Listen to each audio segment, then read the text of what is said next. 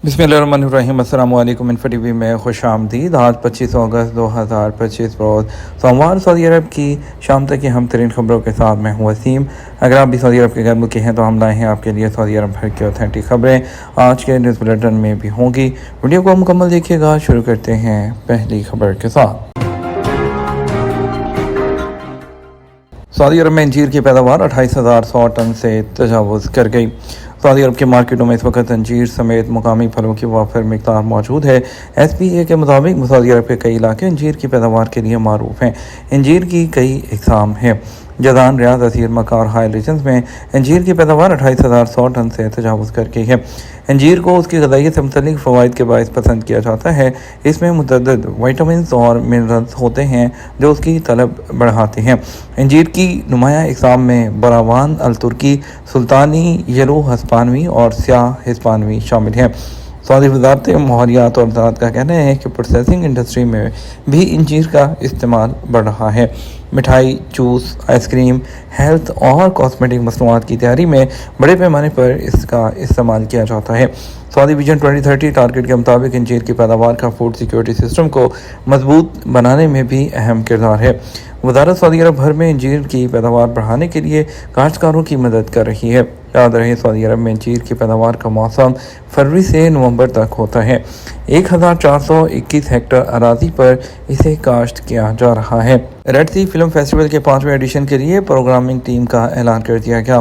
Red सी film foundation ने red सी international film festival के 5वें एडिशन के लिए प्रोग्रामिंग टीम का ऐलान किया है। SPA के मुताबिक रेड सी इंटरनेशनल फिल्म फेस्टिवल का 5वां एडिशन 4 से 13 दिसंबर तक जद्दा के तारीखी डिस्ट्रिक्ट अल बलद में होगा। प्रोग्रामिंग टीम की सरबराही अरब और क्लासिकल सिनेमा प्रोग्राम के डायरेक्टर अल नतून खलीफ करेंगे, जबकि नदाफ और सहाफ़ी अहमद अल अयाद और जोज़फीन हबशी सीनियर प्रोग्रामर होंगे। बांग्लादेश ने पहली बार पाकिस्तानी हुकाम के लिए वीज़ा शर्त ख़त्म कर दी। बांग्लादेश अबूरी हुकूमत ने पाकिस्तान से बाहमी वीज़ा इस्तिस्ना मुआहदे की मंजूरी दे दी है। नोबल इनाम याफ्ता डॉक्टर मोहम्मद यूनुस की सरबराही में कायम बांग्लादेश की अबूरी हुकूमत ने पाकिस्तानी और बांग्लादेशी हुकाम के दरमियान बाहमी वीज़ा इस्तिस्ना के मुआहदे की मंजूरी दे दी है।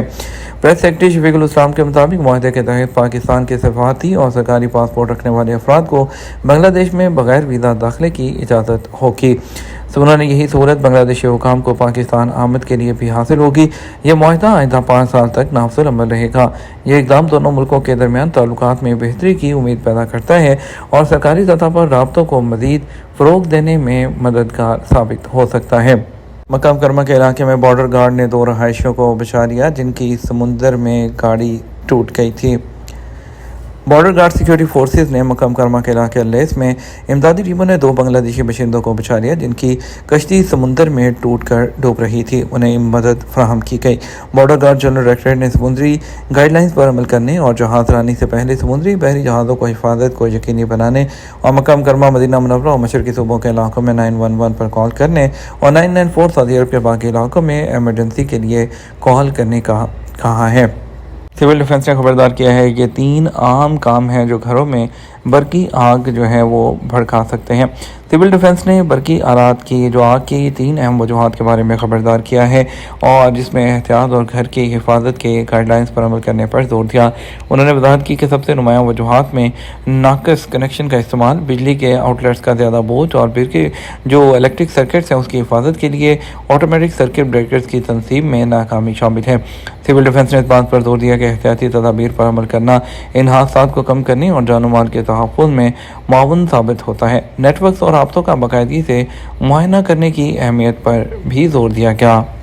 जामे प्लेटफॉर्म ओवरसीज़ के लिए बनाई गई एप्लीकेशन पाक टॉक कैसे काम करती है। नेशनल इंफॉर्मेशन टेक्नोलॉजी पाकिस्तान की तैयार करदा पॉक टैक एप्लीकेशन के ज़रिए हुकूमत ने एक जामे प्लेटफॉर्म मुहैया किया है जो ओवरसीज़ पाकिस्तानियों को हुकूमत की अहम सर्विस तक आसान रसाई फ्राहम करता है। इस एप्लीकेशन के ज़रिए दुनिया के किसी भी मुल्क में मौजूद पाकिस्तानी अपने वतन के साथ जुड़े रह सकते हैं, जबकि वो सहूलियात से फ़ायदा उठाने के साथ साथ अपने मसाइल के हल से मुतल्लिक़ हुकाम और कंपनियों और इदारों से रब्ता भी कर सकते हैं। पाक टॉक एप्लीकेशन मुख्तलिफ़ खिदमात को यकजा करते हुए बैरून मुल्क मुकीम पाकिस्तानियों को जो है एक मुकम्मल हल फ्राहम करती है। और इस एप्लीकेशन में OPF और दीगर इदारों से मुतल्लिक तमाम तर मालूमात एक जगह पर रखी गई हैं और किसी भी एक आइकॉन पर क्लिक करने से मुतल्लिका इदारे से मुतल्लिक मालूमात और सर्विस से मुस्तफ़ीद हुआ जा सकता है। ओवरसीज़ पाकिस्तानी जो मेंबरशिप है, इस सेक्शन के ज़रिए ओवरसीज़ पाकिस्तानी OPF की मेंबरशिप के रजिस्ट्रेशन या उसकी तजदीद करवा सकते हैं। ओवरसीज़ पाकिस्तानी फाउंडेशन बैरून मुल्क मुकीम पाकिस्तानियों और उनकी फैमिली के लिए कई एक फलाही काम करता है। इस एप्लीकेशन के ज़रिए बैरून मुल्क मुकीम शहरियों की मुख्तलिफ फलाही ज़रूरियात को पूरा किया जाता है, जिनमें ख़ानदानों के लिए मदद और एमरजेंसी इमदाद भी शामिल है।